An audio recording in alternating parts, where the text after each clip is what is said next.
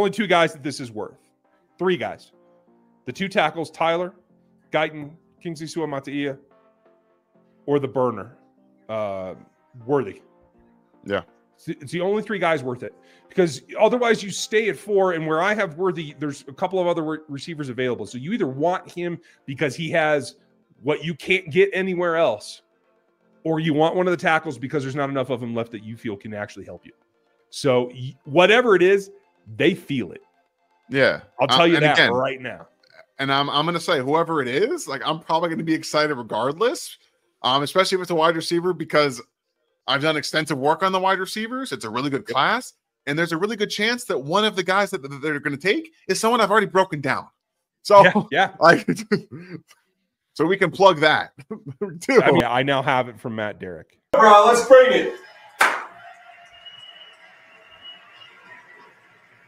The Buffalo Bills have traded the 28th pick to the Kansas City Chiefs. Thank you, Brandon. With the 28th pick in the 2024 NFL Draft, the back-to-back Super Bowl champions, Kansas City Chiefs, select Xavier Worthy. Downtown and Hollywood Brown. That's what this is. Okay. All right. Well done, folks, in not spoiling it for us. I turned off your chat, so I didn't see anything you put in there. Yeah, I wasn't looking. I was not looking. I wanted to make sure that I reacted as it's worth here. Worth being the operative word. You've broke him down. You can go watch RGR's breakdown that Dan did several weeks ago. Give me the highlights for you. Boy, we know he's got game-breaking speed. The angles he reduces, we've seen before. McCole Hardman did that a little bit before his injury. Tyreek Hill reduces angles. He reduces angles. He is not just a speed guy. He's not. He runs routes. He understands leverage. He can create space for himself. He also contributes after the catch. He will run through contact. He's not afraid of contact for a smaller guy. That is the reason the Chiefs have drafted him. If he was afraid of contact, he probably wouldn't be drafted at this point. But I also think that he's got room to put weight on. I don't think he needs to play at 165 that he weighed in at. I also would venture to guess that he lying about what he played at Texas this last year, because he looks bigger than he weighed in at the combine, and he said he weighed in at the same. He looks much bigger. So we have a guy who's going to break away from everything, and this is why he's going to improve Marquise Brown. He's going to improve Travis Kelce and improve Rashee Rice with actual speed over the top that will catch the football. He can sink his hips. He can get in and out of breaks. He's got really quick footwork. And then he also uses speed dilation. For those of you who don't know, speed dilation is slowing down, speeding up your stem, those first 5 to 10 yards of your route, to manipulate corners, to either put them into a false sense of security or attack them with speed and get them off their, get them to turn around and flip their hips and then break off and use a different route. So he has a lot of things that you want from a height and speed perspective, because he's almost 6 foot tall and 4'2", You can't teach his size and speed. They don't usually come that big. Tyreek Hill is not that big. McCole Hardman is 5'10", 5'9". He's a bit smaller. So this is why he's in Kansas City. They don't have speed in terms of this kind of speed, and he's not just a speed guy. No, he is not. He is Matrix. He's far and away, actually.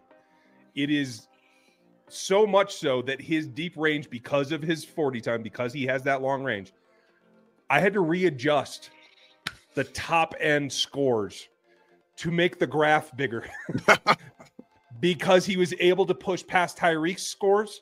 Tyreek had an explosive range score that was off the charts. It was over 100 on what was a 100 scale before I built that. Xavier hit 103.2 on the deep range metric, a good 1.5 above anyone ever. So that is what that is. You cannot buy that. It ain't at the store. You can't build it yourself. You're born with it. The good thing is I was higher on him after the 22 film than I was after the 23 film, because he did handle contact better as a year younger. And he still maintained the number one thing that he has to have to go with that speed.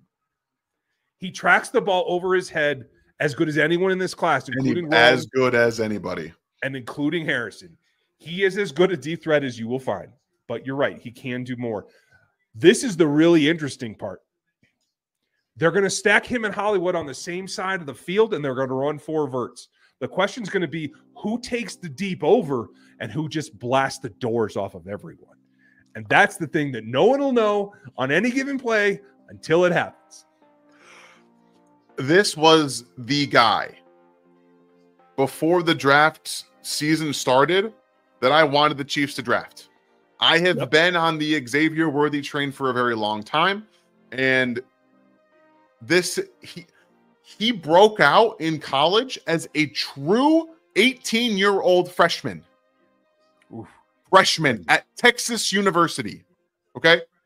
He stepped on that field and was already one of the best players in college football.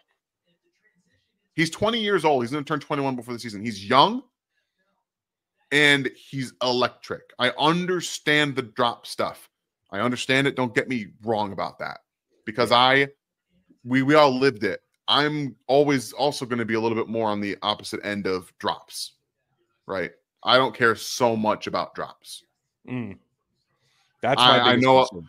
I know other people do, and trust me, I understand it. If you're going to drop the football and not make plays, I'm going to be mad about it too. But he's going to make plays.